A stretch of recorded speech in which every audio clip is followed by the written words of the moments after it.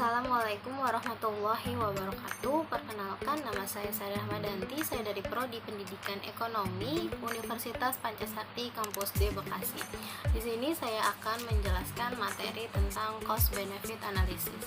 Cost benefit analysis adalah analisis biaya manfaat, yaitu suatu proses pengolahan informasi yang digunakan untuk menilai tujuan yang berguna dan memberikan pilihan penyelesaian masalah melalui pengujian produk dan pengeluaran biaya dalam suatu kegiatan bisnis. Salah satu unsur terpenting dalam menjalankan bisnis adalah mengetahui analisis biayanya, karena dari analisis tersebut akan diketahui bagaimana perkiraan biaya yang timbul, hubungannya dengan keuntungan perusahaan atau lembaga, dan juga strategi penjualan. Karenanya lembaga atau perusahaan seharusnya melakukan cost benefit analysis. Manajemen mengelola keuangan bisnis dengan tepat dan terarah. Cost benefit analysis merupakan salah satu teknik penilaian resiko yang membantu penggunaannya untuk memilih atau memutuskan opsi tindakan mana yang perlu diambil untuk suatu resiko, dan mempengaruhi bagaimana perusahaan menerapkan skala prioritas dalam mengelola keuangannya untuk meningkatkan performa perusahaan. Analisis biaya manfaat merupakan salah satu analisis biaya. Contoh analisis biaya lainnya yaitu analisis efektivitas biaya yang berfokus pada tingkat efektivitas biaya. Sedangkan analisis utilitas biaya merupakan contoh analisis biaya yang berfokus pada kegunaan biaya dalam suatu kegiatan. Selanjutnya, manfaat cost benefit analysis. Yang pertama, penerapan cost benefit analysis pada perusahaan berguna dalam mendukung proses pembuatan keputusan. Karena hasil dari cost benefit analysis memberikan pandangan berbasis bukti-bukti agnostik terkait hal-hal yang sedang dibahas, tanpa adanya pengaruh dari faktor lain seperti opini, bias, unsur politik, dan lain sebagainya. Yang kedua, cost benefit analysis adalah teknik yang menimbang sisi manfaat dari sisi biaya dari setiap perlakuan risiko. Maka dari sisi manfaat, perusahaan akan memperoleh hasil yang paling menguntungkan. Sedangkan dari sisi biaya, perusahaan akan mencapai tingkat efisiensi tertentu.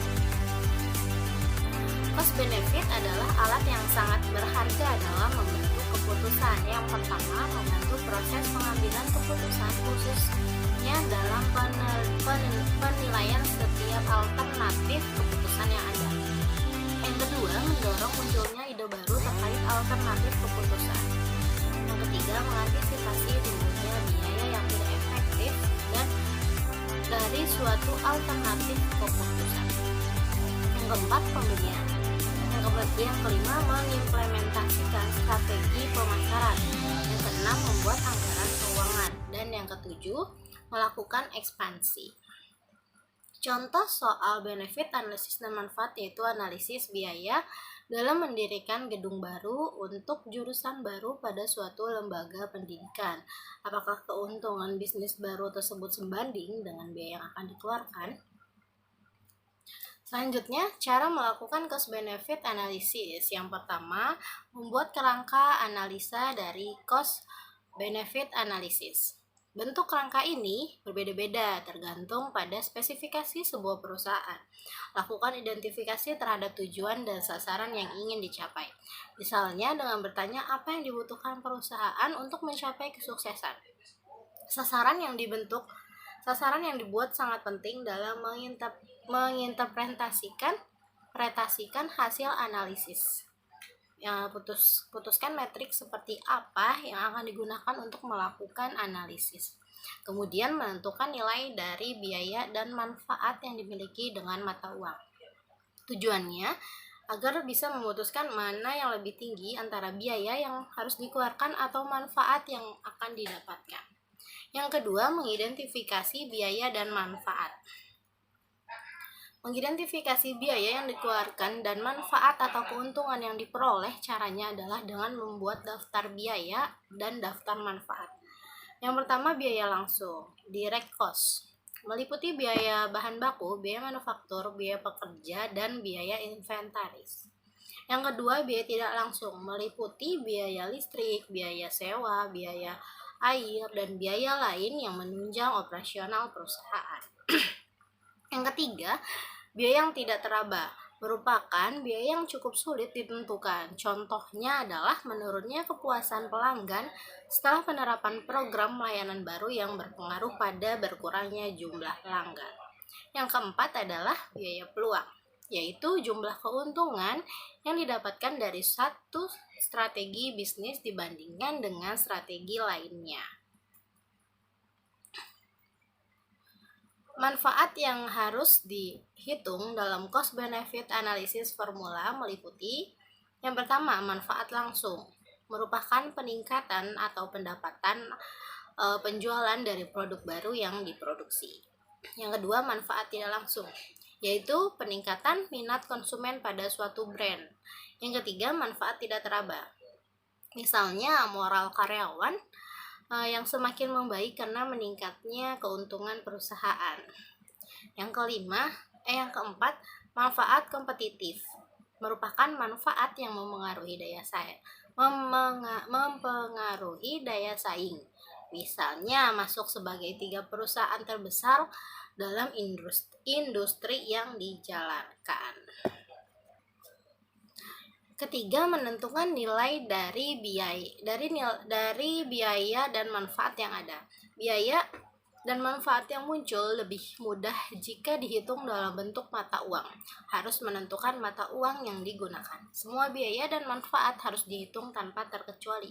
Dan yang keempat, menghitung dan membandingkan total nilai biaya dan manfaatnya. Jika semua biaya dan manfaat sudah memiliki nilai dalam mata uang, langkah selanjutnya adalah menghitung dan membandingkan jumlah keduanya. Apabila jumlah manfaat melebihi jumlah biaya, maka bisa menjalankan proyek atau pekerjaan tersebut. Namun apabila ternyata jumlah biaya lebih besar dari jumlah manfaat, sebaiknya proyek atau pekerjaan tersebut ditinjau ulang atau dibatalkan. Selanjutnya adalah kelebihan dan kekurangan cost benefit analysis.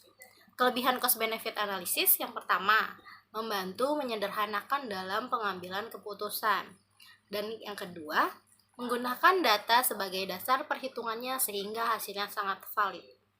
Dan yang ketiga, yang terakhir, mampu mengungkapkan biaya dan manfaat atau keuntungan yang tersembunyi. Kekurangan cost benefit analysis. Yang pertama, lebih cocok digunakan untuk proyek jangka pendek dan jangka menengah, bukan proyek jangka panjang. Kedua, ketergantungan penuh terhadap basis data yang digunakan dan hasil analisis data tersebut merupakan faktor pengambilan keputusan. Ketiga, sangat sulit memprediksi semua variabel yang bersifat mungkin atau tidak pasti. Yang terakhir, yang keempat, bisa mengabaikan aspek moral kemanusiaan karena berorientasi pada manfaat atau keuntungan maksimal. Selanjutnya ada beberapa metode analisis manfaat biaya yang sering diterapkan dalam alternatif keputusan investasi. Di antaranya adalah yang pertama adalah metode periode pengambilan, payback period. Metode ini digunakan untuk menilai alternatif kebutuhan investasi dengan dasar lamanya investasi tersebut dapat tertutup dengan aliran-aliran khas yang masuk. Metode ini tidak memasukkan faktor bunga ke dalam perhitungannya. Suatu proyek layak diterima jika nilai period pengambilan lebih kecil dari nilai ekonomis proyek.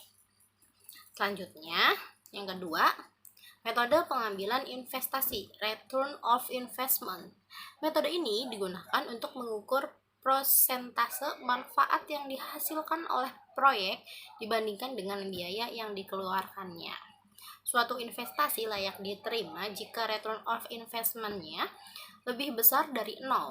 Rumus yang digunakan adalah sebagai berikut. ROL sama dengan total manfaat dikurang total biaya dibagi total biaya dikali 100%. Oke, cukup sekian penjelasan dari saya. Kurang lebihnya mohon maaf. Wassalamualaikum warahmatullahi wabarakatuh.